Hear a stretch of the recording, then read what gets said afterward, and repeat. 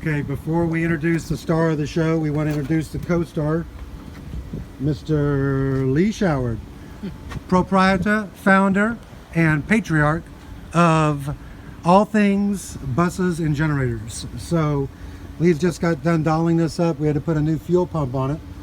And I am not going to dare repaint this thing any more than you would repaint an original sports car that was worth more unpainted.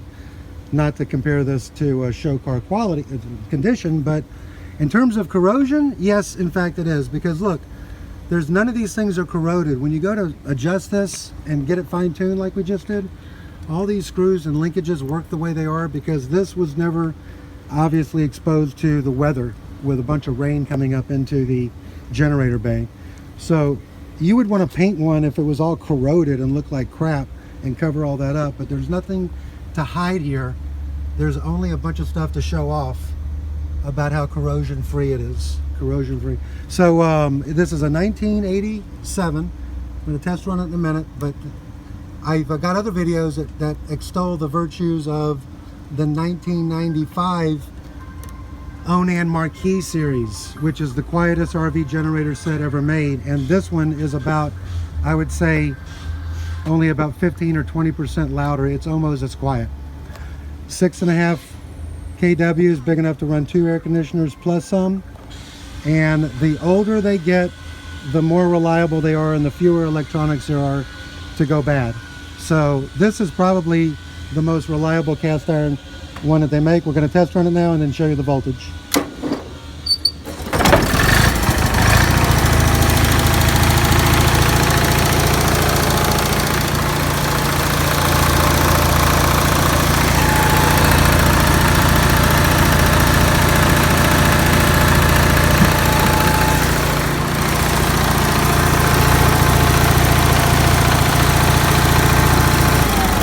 That is extremely quiet.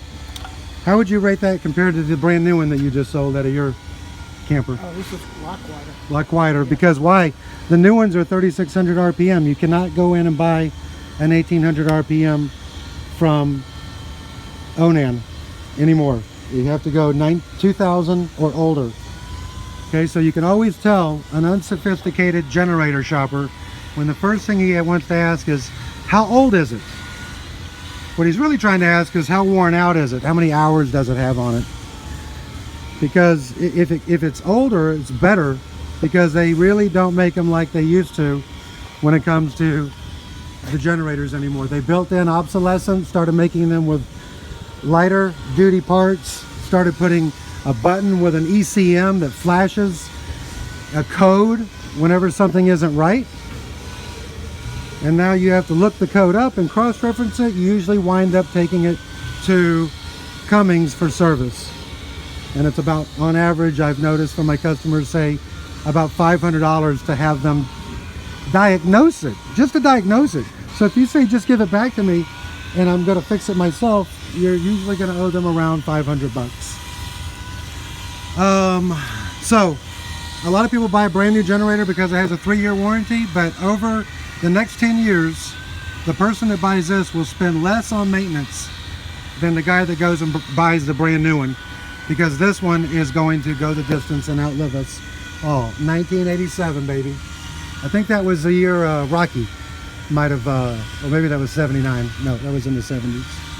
We'll have to see who won the Academy Award that year and do a homage to them.